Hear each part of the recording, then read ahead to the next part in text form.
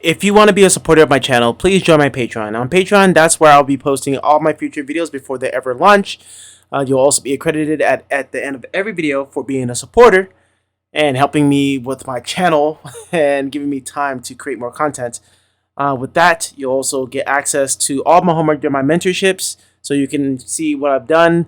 You will get my clip studio paint files of any of my artwork and projects that I'm doing, so you guys can really see how I set up my layers and also future worksheets that I am planning on making. All my educational content will be airing on Patreon before ever touching YouTube. So join Patreon, become a supporter, and thank you very, very much if you already have. Okay. The I'm trying more. to keep it super simple. Yeah. I think it was just I was telling my friends about it. I think it was just bad habit of like, it's not even like a bad habit. It's more of I spend so much time learning stuff for like concept art as of everything has to be on point, like anatomy, backgrounds, everything has to be on point. It has to be functional, it has to make sense, it has to look correct and believable. Yeah. So when I would start doing these thumbnails, I'm like, okay, well, I gotta make sure you can see all the joints. You gotta see that this neck is actually connected to the collarbone and whatever. And yeah, and it was like, oh yeah, I was supposed to like pull back. And even when I try to pull back, I still like that information still needs to be there, right? You know? It's just a matter of focus. Like you're focusing on the emotion, you're focusing on what you're paying attention to in the frame. So sometimes with concept art, your frame doesn't really matter. It's you're focusing on that character or prop or whatever it is. Yeah. And in this, frame is everything. So like your focus is going to be, you have to lead the eye, lead the focus. That's what filmmaking is about. It's like showing people where to look. And as I said, like the tools of the finished film they have a lot of tools. They have lighting, they have focus, they have all of this.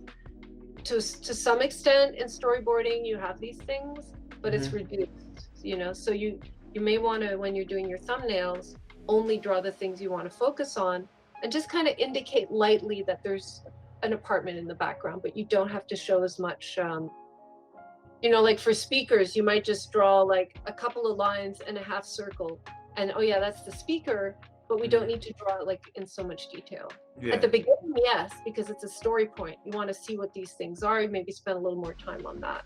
But once you've established that they're there, keep it simple. Anything that's not essential, low level of detail.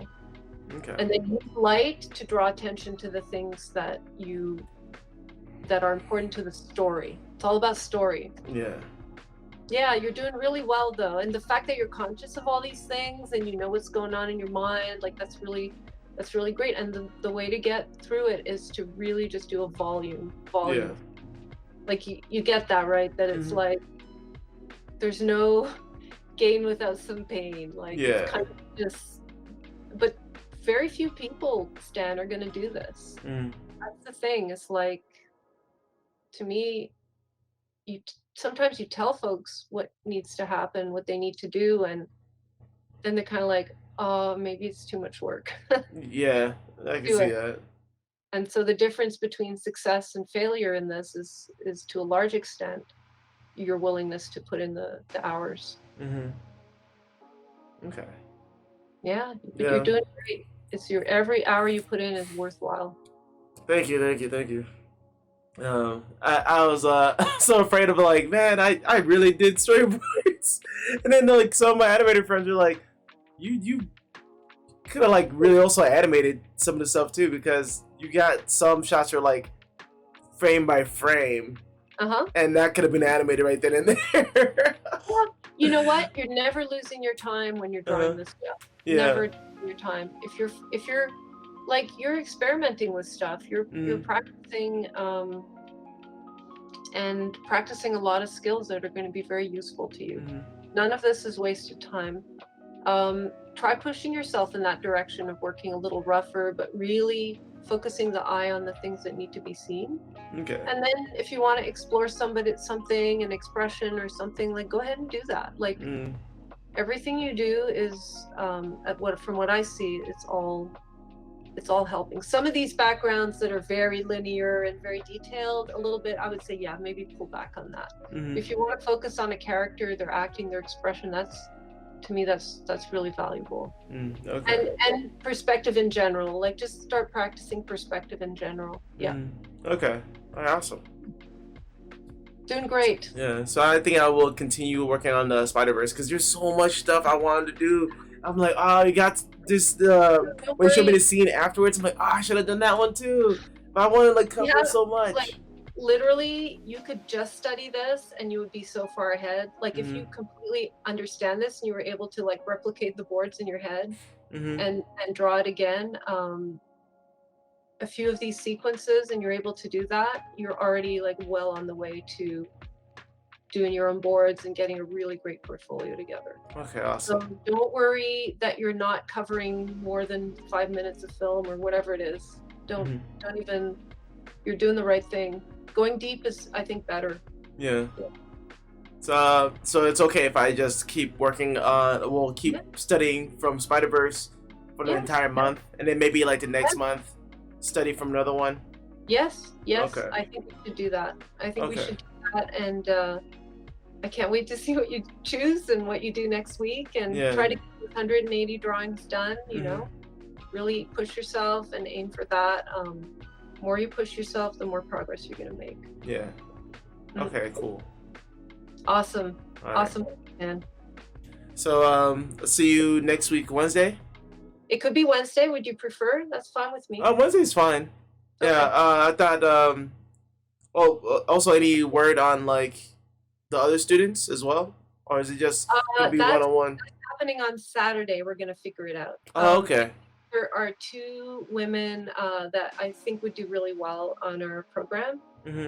They're a little bit more, in terms of anime, they would be more into the kind of Spirited Away mode. Yeah, I see that a little bit in them. Also interested in anime, but I'm also like wanting to teach about Disney and that kind of feature style as well, because it's like anime. Actually, I'm not sure, but I think in terms of like careers and doing well and like making money and that kind of stuff, it really helps to know like the Disney like feature, have those abilities. You're pretty much you can go into anime, you can do this, do that, but you're like expanding your range. You're showing that you're capable of doing more, I would say, complicated and wider range, more cinematography and more acting. Yeah, but where it comes together, like you have a sensibility for manga and that kind of stuff, like it's also going to be really great compliment, something I don't have, so that puts you in a good category too, as long as you know how to do all the other stuff. So I think all this is like very, very important as well, because I think before I was like, I'm just gonna make fan art and make money off for selling fan art or something. But I would do like a lot of analytical studies, like, okay, if I post this on social media, how come this one is not well received versus my friend over here? And you can see like, okay, they have character acting, they have an environment, they have like a world, and then you just look at mine, it's just a dynamic pose. There's not a lot to be said here. Just right, eye so candy. Your friends are more storytelling, right? Yeah. So I think as an artist, like being able to convey storytelling within the art piece is just one picture. Something's going on in here that triggers an emotional response. Therefore, people like that a lot more versus just standalone pieces. Absolutely. It's all about moving people, triggering a response. Like that picture of like 2 men looking at the art that the boys just made. Like that's telling a story, even though you don't see their faces. You see the art, you see the backs of the heads, and it's like, ooh, like what happened there? Yeah, exactly. Yeah, you could be an illustrator. Like illustrators have that. They have that sense of drama in the drawing. Yeah, exactly. And again, it's about the frame, you know. Hmm. At a certain point, you're showing the person where to look. Yeah. Yeah. So I find all this very, very useful and helpful. Good. Very, very important. Very, very important. Yeah. Yeah. Well, it's really fun for me. I've gone over time, but I Hmm. think it was worth it for Oh today. yeah. Yeah, it Get was. started on the concept of what we're doing here.